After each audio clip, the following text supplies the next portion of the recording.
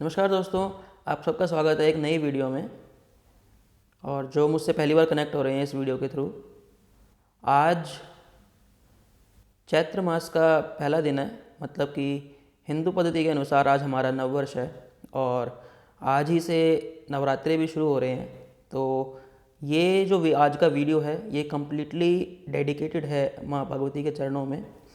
इस पूरे वीडियो के थ्रू हम माँ भगवती के बारे में जानेंगे, अपने इतिहास के बारे में जानेंगे और ये मेरी एक होप है कि कुछ ना कुछ आप इस वीडियो से नया ज़रूर सीखेंगे। तो बिना देर करे आइए शुरू करते हैं आज का एपिसोड। अब चीज़ें तो इतनी हैं कि कहाँ से शुरू करा जाए और कहाँ से नहीं, ये अपने आप में एक बहुत बड़ा टॉपिक हो जाता है क्योंकि इतना वास्ट है पूरा सब्जेक्ट।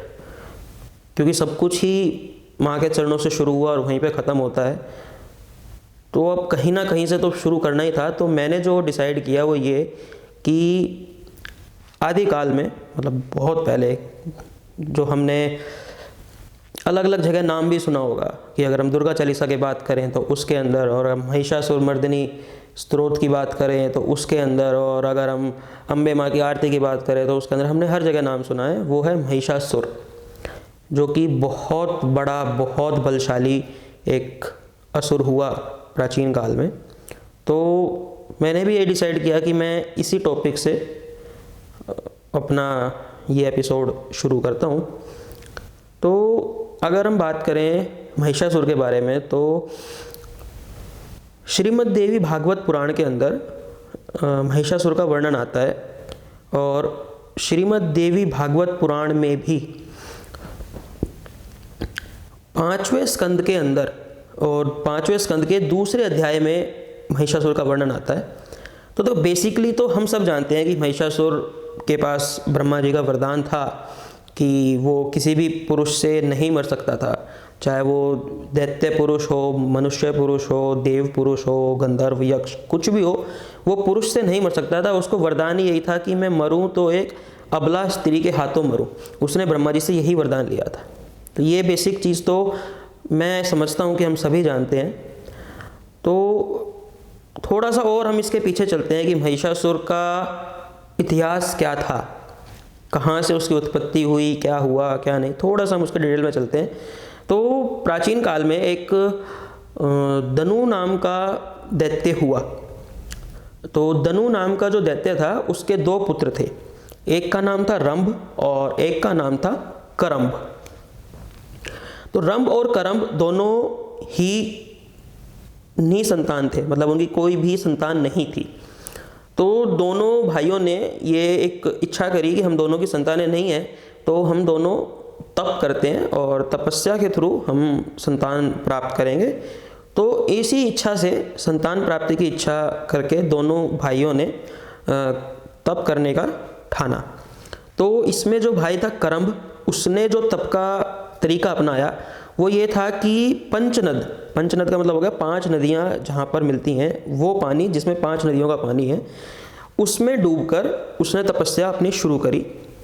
और जो भाई रंभ था उसने अपनी तपस्या पंचाग्नि में बैठकर शुरू करी। अब पंचाग्नि का जो मतलब है वो, जैसे शब्द है पंचाग्नि, उसी तरह से है कि 5 तरह की अग्नि। अब 5 अग्नि कौन सी हुई कि चारों तरफ से अग्नि से घिरा हुआ, और 5वें में ऊपर सूर्य का जो तप है, सूर्य की जो अग्नि है वो 5वीं अग्नि हुई। तो इस प्रकार से चारों ओर से आग और ऊपर से सूर्य का तप, इस तरह पंचाग्नि में बैठकर उसने तपस्या शुरू करी। अब कई वर्षों तक तपस्या चलती रही। तो अब जैसा शब्द है और जिस तरह से, अब आप सोच ही सकते हो कि कितनी कठोर तपस्या थी। तो इतनी कठोर तपस्या को देख के जो देवों के राजा इंद्र हैं वो थोड़े से विस्मित भी हुए और थोड़े से घबरा भी गए, क्योंकि दैत्यों का अपना एक स्वभाव है कि जब भी वो कठोर तप करते हैं तो वो वर ही ऐसा मांगते हैं कि जिसके बाद पूरे भूमंडल पे, तीनों लोकों में वो तबाही मचा सके। तो इस कारण से ये विचार करके इंद्र जो हैं वो धरती पर आए और उन्होंने मगरमच्छ का रूप धारण कर लिया। और मगरमच्छ का रूप धारण करके वो पंचनद के अंदर चले गए, जहाँ पर करम्ब जो है वो तपस्या कर रहा था, और उन्होंने करम्ब को पंचनद में जाकर उसका वध कर दिया। जब ये खबर रंभ के पास पहुंची कि उसका जो भाई है करम्ब वो मर चुका है, तो वो बहुत ज़्यादा कुपित हो गया। कुपित को अगर मैं समझाने की कोशिश करूं तो मतलब यही है कि वो बहुत ज़्यादा एक तरह से बौखला गया, उसे समझ नहीं आया कि क्या किया जाए। तो वो उस औरतों को समझ नहीं आया, उसने बस एक चीज़ ठान ली कि अब उसका भाई भी नहीं रहा तो वो भी जीवित नहीं रहेगा, और उसने आत्महत्या की बारे में सोचा। तो आत्महत्या करने के लिए उसने एक हाथ से अपने बाल पकड़े और दूसरे हाथ से तलवार लेके अपनी गर्दन काटने की उसने चेष्टा करी। तो जैसे ही तलवार उसने गर्दन की लगाई, तभी जिस पंचाग्नि में वो बैठा हुआ था उसी अग्नि से अग्निदेव प्रकट हो गए, वहाँ पर आए, और उसने उस दैत्य को, रंभ को रोका और उससे कहा कि भाई तुम आत्महत्या किस लिए कर रहे हो? आत्महत्या से बड़ा पाप तो कोई है ही नहीं। इतने वर्षों से तुम इतनी कठोर तपस्या कर रहे हो और अब आकर तुम आत्महत्या के बारे में सोच रहे हो। तो इंद्र ने उसको, रंभ को कई प्रकार से समझाया और आत्महत्या के लिए रोका, कोशिश करी कि ये आत्महत्या ना करे। तो उन्होंने उस कोशिश में रंभ से यही बात कही कि ठीक है, तुम्हारी इस तपस्या से मैं बहुत प्रसन्न हूँ, तो जो तुम्हें वरदान मांगना है मांग लो, लेकिन आत्महत्या मत करो। ये बात सुन के रंभ ने मन में विचार किया कि ठीक है, आप मुझे फिर अगर वरदान दे रहे हो तो मुझे ऐसा वरदान दो कि मेरा जो पुत्र हो वो तीनों लोकों में अजेय हो, किसी भी शत्रु से वो हार ना पाए, और बलशाली, बलिष्ठ और किसी भी तरह का रूप रखने में, इच्छानुसार रूप रखने में वो सामर्थ्यवान हो। ऐसे पुत्र की उसने कामना करी इंद्रदेव से, क्योंकि मेन जो तपस्या करने का उनका कारण था वो पुत्र प्राप्ति ही था। तो उसने इतना बलशाली, तीनों लोकों में विजय प्राप्त करने वाला महान बलशाली पुत्र की उन्होंने अग्निदेव से वरदान में उन्होंने मांगा। तो अग्निदेव ने भी यही कहा रंभ से कि ठीक है, जैसा तुम चाहोगे वैसी संतान तुमसे प्राप्त होगी। तो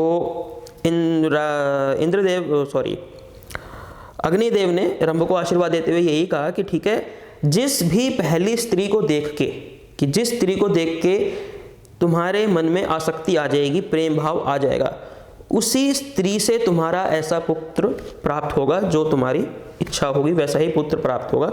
यह आशीर्वाद देके अग्निदेव वहाँ से चले गए, और आशीर्वाद लेने के बाद रंभ भी वहाँ से चल पड़ा और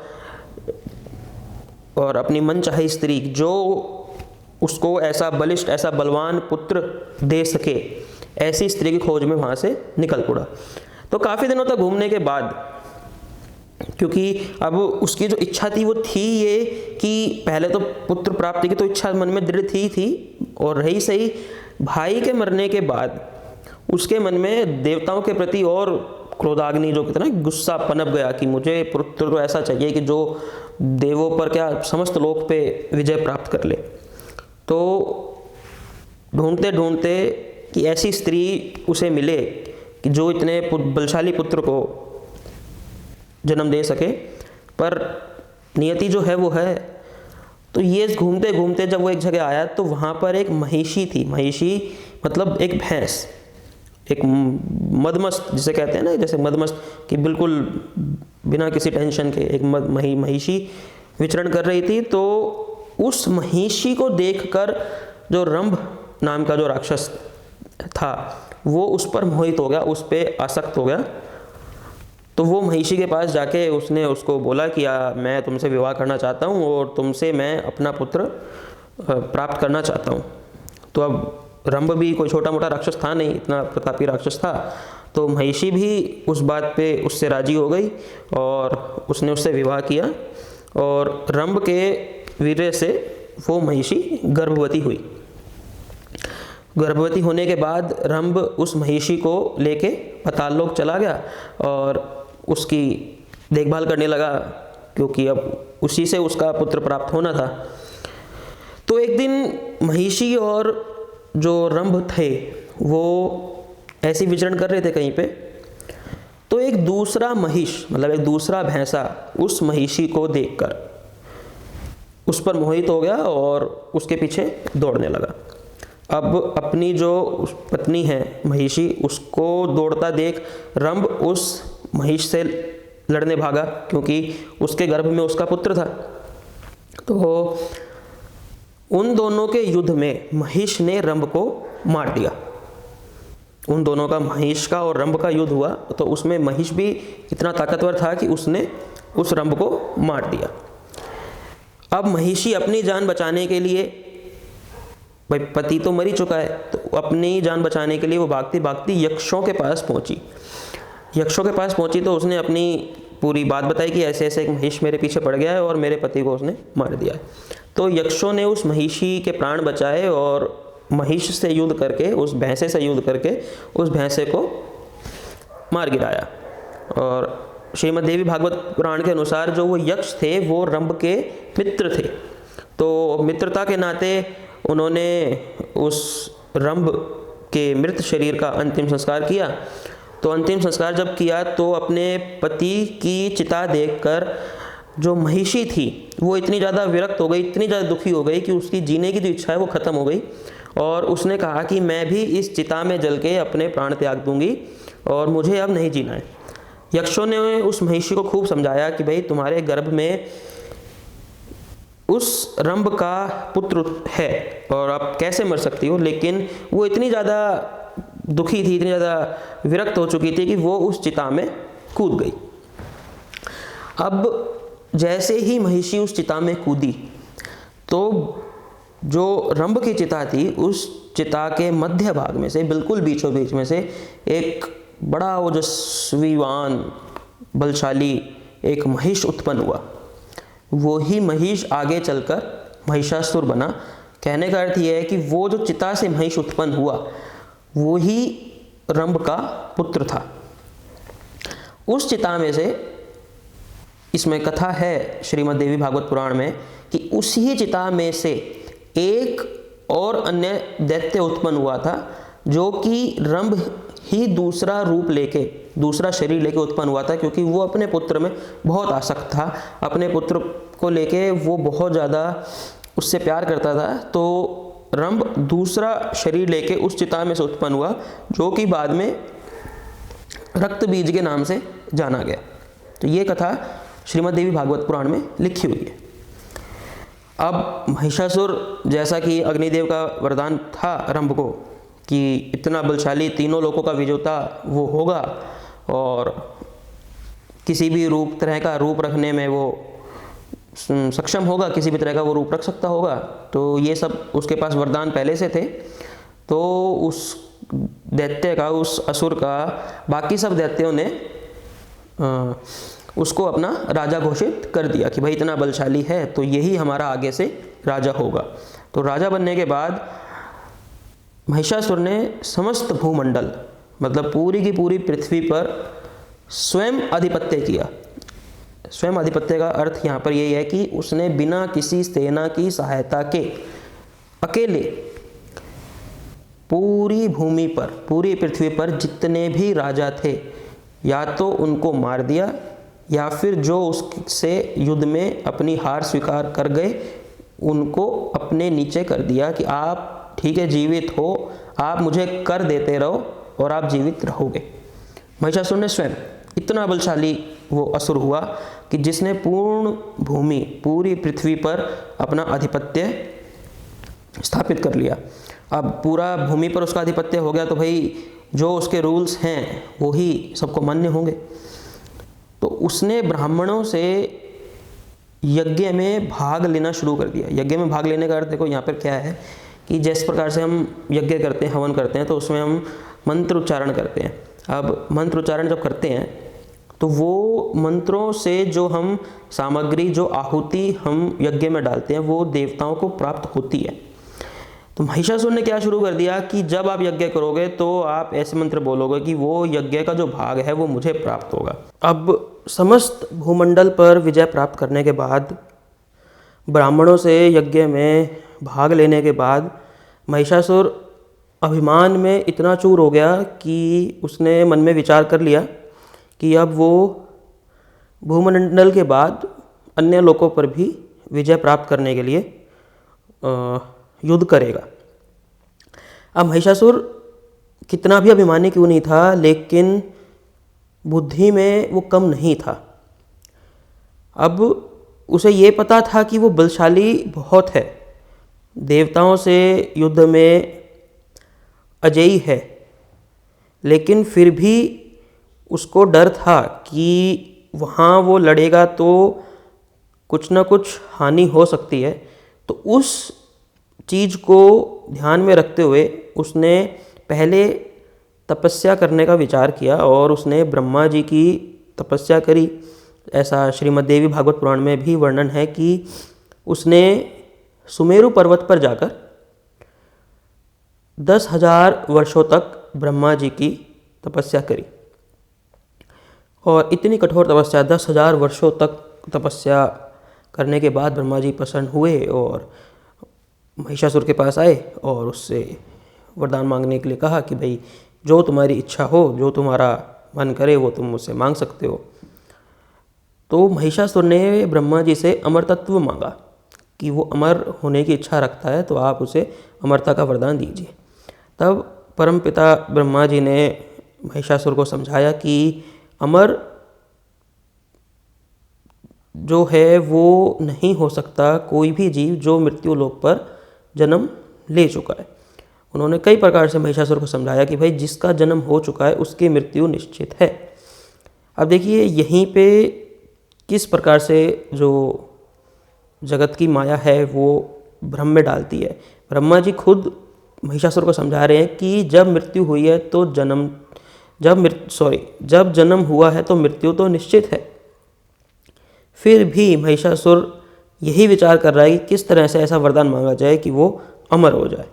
तब महिषासुर ने ब्रह्मा जी से कहा कि ठीक है, आप मुझे अमरता का वरदान नहीं दे सकते हो तो कोई नहीं, आप ऐसा करिए कि आप मुझे ये वरदान दीजिए कि मैं दैत्य, मनुष्य या देव तीनों में से किसी भी योनि के पुरुष से ना मरूं।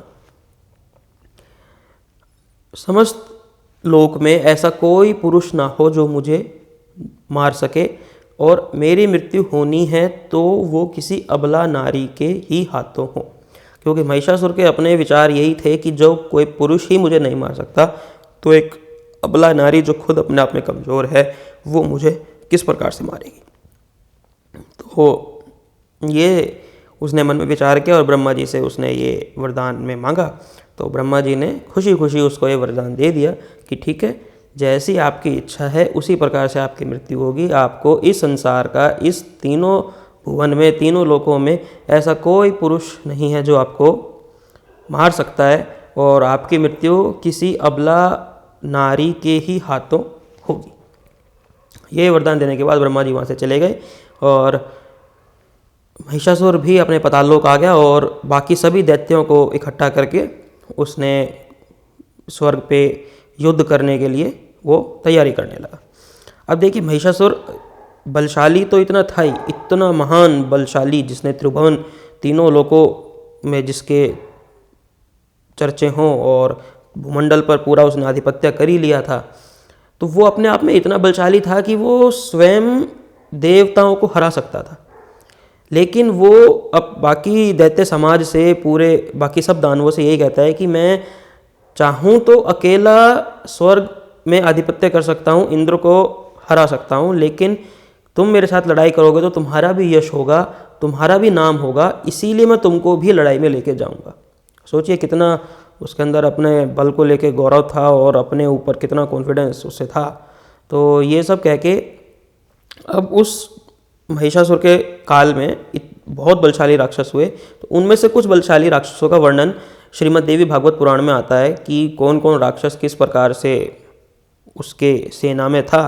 तो उसका जो सेनापति था उस राक्षस का नाम था चाक्षुर, और चाक्षुर के बाद उसके जो कोषाध्यक्ष था महिषासुर का, उसका नाम था ताम्र।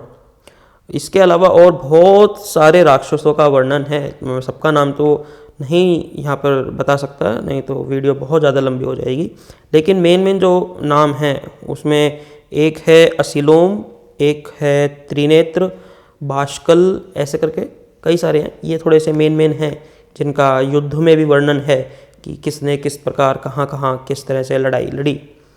तो ये विचार करके, अब वरदान तो प्राप्त हो ही चुका था, तो अब उसने अपने एक दूत को स्वर्ग में भेजा इंद्र के पास कि भाई आप जाओ और इंद्र से कहो कि देख, अगर युद्ध करना है तो युद्ध करो, और अगर हार मान लो तो उससे अच्छी कोई चीज़ ही नहीं है, क्योंकि तुम मुझसे जीत नहीं सकते और महिषासुर जो है वो आ रहा है और स्वर्ग पे वो राज करेगा, तो या तो टाइम रहते स्वर्ग छोड़ दो, और अगर नहीं छोड़ रहे हो तो युद्ध करो। ऐसा उसने कह के अपने दूत को भेजा। अब दूत इंद्र के पास गया।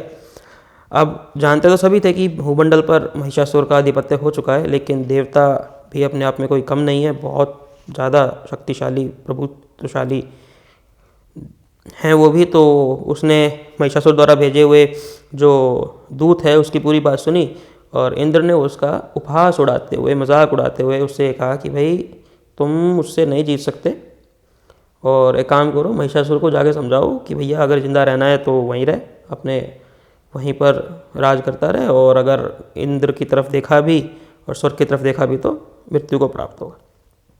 ये उसने दूत को कह दिया। अब ये बात कंफर्म हो गई है कि देवासुर संग्राम, नाम देखे कितना हुआ कि देव और असुर, पूरे समस्त ब्रह्मांड में दो ही मेन लड़ने वाले हैं कि एक तरफ है देव, समस्त लोक के देव जितने भी देव हैं, और एक तरफ है समस्त लोक के दैत्य, इसे कहा गया देवासुर। एक तरफ देव, एक तरफ असुर, उनका संग्राम होने की तरफ बात आ पड़ी। तो संग्राम ऑब्वियस सी बात है कि जब इतने शक्तिशाली, जब दो तरफ से युद्ध होगा तो बहुत ही भयंकर, बहुत ही ज़बरदस्त युद्ध का वर्णन इसमें आता है। तो अब देवताओं ने भी विचार किया कि भाई महिषासुर के साथ युद्ध है तो कोई छोटी मोटी चीज़ तो नहीं है। तो जितने भी देवता थे वो सब स्वर्ग से चल के ब्रह्मा जी के पास गए, और ब्रह्मा जी से उन्होंने विचार किया कि ब्रह्मा जी क्या किया जाए, कि महिषासुर आ रहा है युद्ध करने के लिए, तो आप हमें बताइए। तो ब्रह्मा जी ने उनसे कहा कि ठीक है, महिषासुर आ रहा है तो कोई नहीं, मैं भी तुम्हारी ओर से देवासुर संग्राम में आऊँगा और तुम्हारी ओर से लड़ूंगा। और ब्रह्मा जी ने कहा कि अब हमें शिव जी की तरफ चलना चाहिए और उनको भी आमंत्रण देना चाहिए कि वो हमारी तरफ से लड़े। तो समस्त देवी देवता ब्रह्मा जी के साथ कैलाश पर्वत पर पहुँचे, जहाँ पर स्वयं शिव जी विराजमान थे। तो शिव जी के पास पहुंचकर ब्रह्मा जी ने उनको कहा कि भाई महिषासुर ने युद्ध करने की तैयारी कर ली है, और अब देवासुर संग्राम जो है वो दूर नहीं है, और आप भी चलिए और युद्ध कीजिए। तो शिव जी ने बोला कि ठीक है, मैं आपकी तरफ से युद्ध करूंगा, और अब हम युद्ध करने की तरफ चल ही रहे हैं तो हमें विष्णु जी को भी साथ ले लेना चाहिए। तो बाकी सभी देवता, ब्रह्मा जी और शिव जी अपने अपने विमान पर, अपने अपने आसन पर, जो जो उनके विमान थे, सवारियां थी, उन सब के ऊपर चढ़ के और वो बैकुंठ में श्री हरि विष्णु जी के पास पहुँचे, और विष्णु जी को पूरा वृत्तांत ढंग से सुनाया। अब देखिए यहाँ पर समझने वाली जो चीज़ है, अब कथा जो है वो यही है कि भाई सब देवताओं ने विचार विमर्श किया और वो अब तैयारी में जुट गए हैं लड़ाई की। ये तो है कथा। अब इसके पीछे जो छुपा हुआ है, समझने लायक जो चीज़ है, वो है जो हमारे जो मूल सिद्धांत हैं हिंदू पद्धति के, सनातन पद्धति के, वो ये कि जो देवी देवता त्रिकालदर्शी हैं, कि ब्रह्मा विष्णु महेश जिन्हें कहा जाता है, शिव जी, ब्रह्मा जी और श्री हरि विष्णु, जो त्रिकालदर्शी हैं, जिनको वर्तमान का तो पता ही है, भूत का भी पता है और भविष्य का भी पता है। ब्रह्मा जी ने खुद ने महिषासुर को वरदान दिया कि आप किसी भी पुरुष से मृत्यु को प्राप्त नहीं हो सकते हो, आप तीनों लोकों में अजय ही हो, और फिर भी वो कह रहे हैं कि हाँ ठीक है, हम चलेंगे और लड़ाई लड़ेंगे। तो इससे जो मेन सिद्धांत है, जो हमारा हिंदू पद्धति का मेन सिद्धांत है, कर्म और प्रारब्ध, प्रारब्ध मतलब भाग्य, कि उस महिषासुर के भाग्य में है कि वो किसी पुरुष से मृत्यु को प्राप्त नहीं होगा, तीनों लोकों में अजय होगा, वो उसका भाग्य है। लेकिन हमारा अपना कर्म है कि वो हमें युद्ध करना है उसके साथ, तो वो अपने कर्म से पीछे नहीं हटे। अब जैसे यहाँ हम नॉर्मली बात कर लेते हैं, आप उसने बहुत बार सुना होगा या मन में विचार भी आया होगा कि जब हमारे भाग्य में ही सब कुछ लिखा हुआ है तो हम कर्म क्यों करें। तो ये किस कथा के माध्यम से इतनी सुंदर बात समझाने की कोशिश करी है इस देवी महापुराण में। तो खैर हम बात आगे शुरू करते हैं, कथा को आगे लेके चलते हैं। तो वहाँ से बैकुंठ से श्री हरि भी तैयार हुए कि ठीक है मैं भी आपकी तरफ से युद्ध करूँगा, और समस्त देवी देवता अपने अपने वाहनों पर सवार होकर सीधा समांगण जो संग्राम स्थल है वहाँ पर आ गए, जहाँ पर पहले से ही दैत्यों की विशाल सेना, विशाल मतलब एक इमेजिनेशन से दूर, आप सोच नहीं सकते, वो करोड़ों अरबों दैत्यों का समाज पूरा का पूरा वहाँ पर आया हुआ है लड़ने के लिए, जिसमें महिषासुर है और अनेक बलशाली दैत्य वहाँ पर हैं। और देवताओं की तरफ से समस्त देवता हैं, जिसमें जो मुख्य नाम है, जो मेन नाम है वो यही है, जैसे अपने इंद्र हो गए, वरुण हो गए, यमराज हो गए, कुबेर हो गए, अग्निदेव हो गए, वायुदेव हो गए, अपने त्रिदेव जो हैं ब्रह्मा जी, विष्णु जी और शिव जी वो हो गए। ऐसे करके समस्त देवता वहाँ पर उपस्थित है। ये मेन नाम है। वैसे देवताओं हमारे यहाँ पर 33 करोड़ देवी देवता कहे गए हैं, तो इतने देवी देवता भी वहाँ पर प्रस्तुत हो गए और दूसरी तरफ दैत्य हुआ। और जब उनका युद्ध छिड़ा है तो अब युद्ध का जो वर्णन है हमारे श्रीमद् देवी भागवत पुराण में वो बहुत डिटेल्ड वर्जन है। अब मैं अगर आपके सामने वो डिटेल्ड वर्जन बताऊं तो पहली बात तो ये कि उसको समझने की शक्ति भी बहुत ज़्यादा चाहिए। दूसरा वो इतना डिटेल्ड है कि किस राक्षस ने किस देवी देवता पर जब बाण मारे तो कितने बाण मारे, बाण मारने के बाद गदा से युद्ध हुआ, फरसे से युद्ध हुआ या फिर मुगदर से युद्ध हुआ, बहुत डिटेल वर्जन है। तो इतने डिटेल में ना जाते हुए, क्योंकि इतने डिटेल में जाने के लिए वीडियो बहुत छोटी पड़ जाएगी, हम मेन जो बात करते हैं वो ये कि जैसे चाक्षुर का युद्ध पहले हुआ तो चाक्षुर ने इंद्र के साथ युद्ध किया, चाक्षुर ने वरुण देव के साथ युद्ध किया और ताम्र ने भी युद्ध किया। और उसके बाद जब ये युद्ध में इनकी शक्ति क्षीण हुई तो वहाँ पर फिर महिषासुर लड़ने आया और महिषासुर ने इतना विध्वंसकारी युद्ध लड़ा, इतना ज़बरदस्त युद्ध लड़ा सारे देवी देवताओं के साथ, और जिसमें कि ब्रह्मा जी के साथ महिषासुर का युद्ध हुआ, विष्णु जी के साथ युद्ध हुआ, शिव जी के साथ युद्ध हुआ। और जब विष्णु जी के साथ उसका युद्ध हुआ तो विष्णु जी के सुदर्शन चक्र से भी उस पर कोई प्रभाव नहीं हुआ, क्योंकि वो वरदान प्राप्त था क्योंकि वो कि अबला नारी के हाथों ही उसकी मृत्यु होनी थी। और उसने इतना भयंकर युद्ध किया कि श्री हरि के वाहन गरुड़ जी तक को उसने लहूलुहान उस युद्ध में कर दिया। तो ये युद्ध 100 वर्षों तक चला, ऐसा श्रीमद् देवी भागवत पुराण में लिखा हुआ है।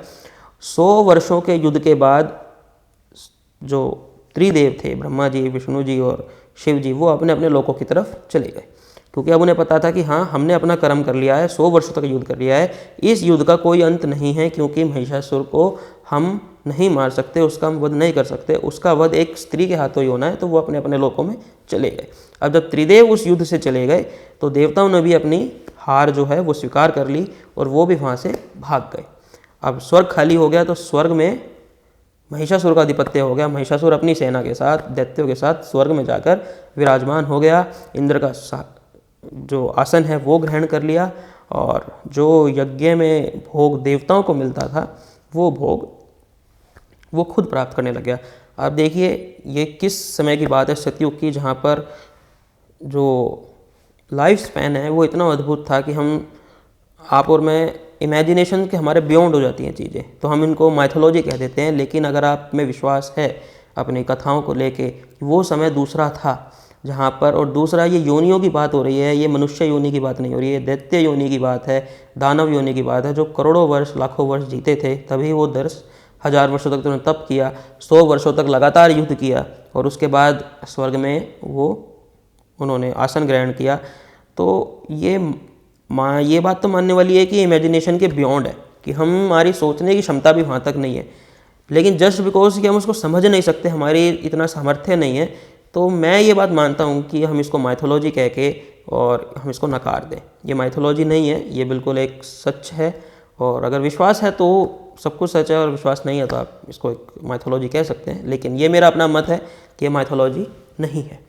तो खैर हम कथा आगे बढ़ाते हैं।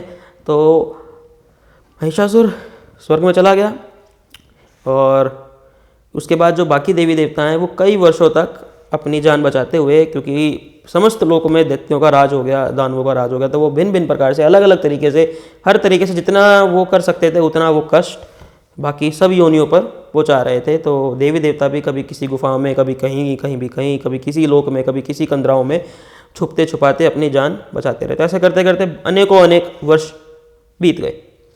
अब अनेकों अनेक वर्ष बीत गए तो उसके बाद वो फिर सभी देवी देवता इकट्ठे होकर और परमपिता ब्रह्मा जी के पास उपस्थित हुए और ब्रह्मा जी से उन्होंने फिर आग्रह किया कि ब्रह्मा जी, अब इतने वर्ष बीत गए हैं तो कुछ तो आप उपाय बताइए, क्योंकि बिना उपाय के तो ऐसे नहीं चलने वाला है और हम सब बहुत ज़्यादा परेशान हैं। तब ब्रह्मा जी ने सबको याद दिलाया कि महिषासुर का जो वरदान है वो यही है कि वो किसी अबला नारी के हाथों ही मरे। तो ब्रह्मा जी ने कहा कि हम सबको शिव जी के पास चलना चाहिए कि वही हमें कोई सुझाव हमें बता सकते हैं कि अबला नारी कौन होगी, वो अबला नारी कि जिससे महिषासुर की मृत्यु होगी। तो ये सभी विचार करके सभी देवता शिव जी के यहाँ कैलाश पर्वत पर पहुँचे। तो कैलाश पर्वत पर पहुँचने के बाद उन्होंने शिव जी से विचार विमर्श किया। तो शिव जी ने कहा कि भाई ये बात हम सब में सबसे अच्छा अगर कोई जान सकता है, कोई बता सकता है तो वो श्री हरि विष्णु ही हैं, वो ही समस्त चीज़ों के ज्ञाता हैं और उनसे ज़्यादा बुद्धि किसी के पास नहीं है। तो आप ऐसा करते हैं, हम सब वहीं चलते हैं और जो वो हमें बताएंगे, जो रास्ता वो दिखाएंगे, उसी रास्ते का हम सब पालन करेंगे और उसी हिसाब से आगे चलेंगे। तो ये सब शिव जी की बात मान के सभी देवता जो हैं वो बैकुंठ धाम में श्री हरि विष्णु के पास आ गए और श्री हरि विष्णु से बड़े दुख के साथ और बहुत ही ज़्यादा आस लगाए उन्होंने। पूरा जो ब्रह्मा जी से और शिव जी से कहा था वो सेम का सेम ऐसा कैसा उन्होंने विष्णु जी से सारा वृत्तांत, सारी कथा कह दी और विष्णु जी से उन्होंने हल मांगा कि विष्णु जी आप बताइए। तो विष्णु जी बोले कि देखिए अब उनका जो वरदान है वो है ही कि एक अबला नारी से मरना है। तो ये बात क्लियर है कि जो महालक्ष्मी हैं या फिर महागौरी, जिन्हें हम रुद्राणी भी कह देते हैं, तो माँ पार्वती या फिर माँ सरस्वती, इनमें से किसी के भी हाथों उसकी मृत्यु नहीं हो सकती है, ये विष्णु जी ने कहा। तो अब देखिए यहाँ पर ये कथा चल रही है, नहीं तो कोई भी यहाँ पर अलग अलग नहीं है, क्योंकि शक्ति एक ही है, वो रूप अलग अलग हैं बस। तो कथा के अनुसार ये सिर्फ चल रहा है कि ये बात हो रही है कि भाई सब अलग अलग हैं। तो विष्णु जी ने वहाँ पर फिर सभी देवताओं से कहा कि भाई हम सबके तेज पुंज, मतलब हम सबका जो ऑरा है, हम सबका जो तेज, हमारे अंदर जो शक्ति विद्यमान है, उन सब शक्ति को मिला के अगर कोई स्त्री की उत्पत्ति हो तो वो स्त्री ही महिषासुर का वध कर सकती है। ये विचार विष्णु जी ने सभी देवताओं के समक्ष रखा। तो श्रीमद् देवी भागवत पुराण के अंदर ये बहुत ही सुंदर तरीके से पूरा वृत्तांत बताया हुआ है कि जैसे ही विष्णु जी ने ये बात कही उसी क्षण, मतलब ब्रह्मा जी के मुख से एक तेज पुंज निकला। तेज पुंज का अर्थ एक तरह से ऑरा है, वो शक्ति है जो शरीर में है, जिसकी वजह से पूरा शरीर चल रहा है। तो ब्रह्मा जी के शरीर से वो शक्ति, वो तेज पुंज निकला। वो तेज पुंज इतना ज़्यादा दीप्तिमान था कि उसको ऐसे आँखों से नहीं देखा जा सकता था। मतलब उसमें इतना ज़्यादा तेज, इतनी रोशनी उसके अंदर थी। तो वो जो तेज ब्रह्मा जी के मुख से निकला वो लाल रंग का था और इतना प्रज्वलित, इतना दीप्तिमान वो तेज था। और जैसे ही ब्रह्मा जी के शरीर में से तेज निकला, उसके बाद फिर शिव जी के मुख में से तेज निकला। तो शिव जी के मुख में से जो तेज निकला वो महाप्रचंड तेज चांदी के रंग का था। अब शिव जी के अंदर तमोगुण विद्यमान है कि जो हम 3 गुण की बात करते हैं, तामसिक, राजसिक और सात्विक, तो उसमें से तामसिक गुण हमारे शिव जी के अंदर विद्यमान है। तो वो जो तेज था वो तमोगुण का तेज और अत्यंत प्रचंड, भयानक और गौर वर्ण, मतलब चांदी के वर्ण, चांदी के रंग जैसा, बिल्कुल श्वेत रंग का और बहुत ही ज़्यादा दीप्तिमान वो तेज था। वो शिव जी के मुख से निकला और उस तेज के बाद फिर श्री हरि विष्णु जी के अंदर से जो तेज निकला वो नील वर्ण का था और वो सात्विक गुण से भरा हुआ था और वो दीप्तिमान था, लेकिन वो इतना ज़्यादा कठोर नहीं था, वो आँखों को चुभने वाला नहीं था।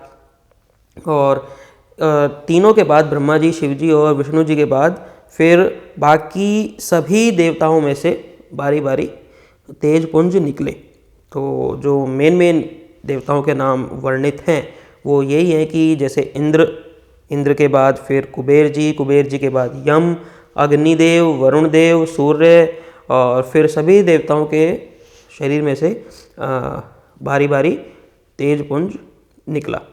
और सभी के तेज पुंज एक देखने लायक थे, सबके बहुत ही अद्भुत, अलग अलग तरीके के, अलग अलग आकार के तेज पुंज थे। और सभी देवताओं के जब तेज पुंज निकले तो सभी देवताएं आश्चर्यचकित होकर एक दूसरे को देखने लगे कि भाई ये हुआ क्या अचानक से। और देवताओं के देखते देखते, कि जिस प्रकार से देवता अभी सोच ही रहे हैं कि ऐसा क्या हुआ और ये तेज पुंज का होगा क्या, और उस तेज पुंज में से सभी देवताओं के देखते देखते माँ भगवती का प्राकट्य हुआ।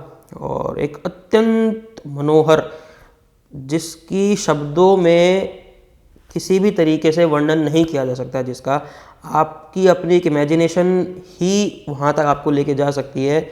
शब्दों में वो बिल्कुल भी अनएक्सप्लेनेबल है। मैं तो ये कहूँगा कि आप उसको एक्सप्लेन ही नहीं कर सकते शब्दों के अंदर। हमारे शास्त्रों के अंदर इतने अच्छे ढंग से लिखा गया है, फिर भी उसमें यही कहा गया है कि वो शब्दों के अंदर वर्णन उनका नहीं हो सकता कि किस प्रकार बहुत एक कांति युक्त महातेज धारी माँ जगदम्बा, साक्षात जगदम्बा प्रकट हुई। और वो 18 भुजाओं से उत्पन्न हुई, 18 भुजाओं के साथ उत्पन्न हुई। और उन जैसी सुंदरी, उन जैसी तेज, उन जैसा जो एक चमक, एक तेज था, वो संसार में किसी के पास भी नहीं था। तो इस प्रकार उस तेज पुंज में से, सभी देवताओं के तेज पुंज में से माँ जगदम्बा का प्राकट्य हुआ। और माँ जगदम्बा साक्षात भवानी जो पूरे संसार को चला रही हैं। और तो इस प्रकार से एक अबला नारी की, जिसके हाथों महिषासुर का वध होना था, वो प्रकट हुई। श्रीमद् देवी भागवत के 5वें स्कंद के 8वें अध्याय में इतना डिटेल्ड वर्जन है कि किस देवता के तेज पुंज से माँ भगवती के किस शरीर की उत्पत्ति हुई, शरीर के किस अंग की उत्पत्ति हुई, इतना सुंदर तरीके से डिटेल्ड वर्जन है। तो इसमें इतना बताया हुआ है श्रीमद् देवी भागवत पुराण में कि जो माँ जगदम्बा हैं, माँ दुर्गा हैं, उनके मुख की, और उनका जो गौर वर्ण है, उनका जो श्वेत वर्ण है, उनका जो श्वेत रंग है, और उनका जो मुख है, उसकी उत्पत्ति शिवजी के तेज से, शिवजी के तेज पुंज से उसकी संरचना हुई।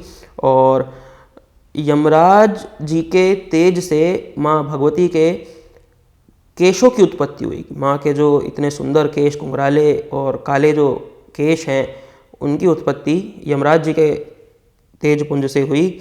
और अग्निदेव के तेज पुंज से माँ भगवती के तीनों नेत्र, जो तीनों आँखें हैं माँ भगवती की, उनका निर्माण अग्निदेव के तेज पुंज से हुआ। और माँ की जो आईब्रोज हैं, मतलब मैं आपको सिंपल भाषा में समझा रहा हूँ कि जो भौहें हैं, आईब्रोज जो हैं, वो संध्या के तेज पुंज से माँ की भौहें उत्पत्ति हुई उनकी। और माँ के दोनों कान जो हैं वो वायुदेव के तेज से उत्पन्न हुए। और माँ की जो नाक है वो कुबेर जी के तेज पुंज से उत्पन्न हुई। ब्रह्मा जी के तेज से माँ भगवती के दांत उत्पत्ति हुए। और सूर्य और कार्तिकेय जी के तेज से माँ के होंठ का उत्पन्न हुआ। और विष्णु जी के तेज से, श्री हरि विष्णु जी के तेज से माँ भगवती के 18 भुजाओं का उत्सर्जन हुआ। माँ के जो 18 भुजाओं की जो उत्पत्ति है वो श्री हरि विष्णु जी के तेज से हुई। और माँ का शरीर का जो मध्यम भाग है वो इंद्र, चंद्रमा और वसुओं के तेज से उत्पन्न हुआ।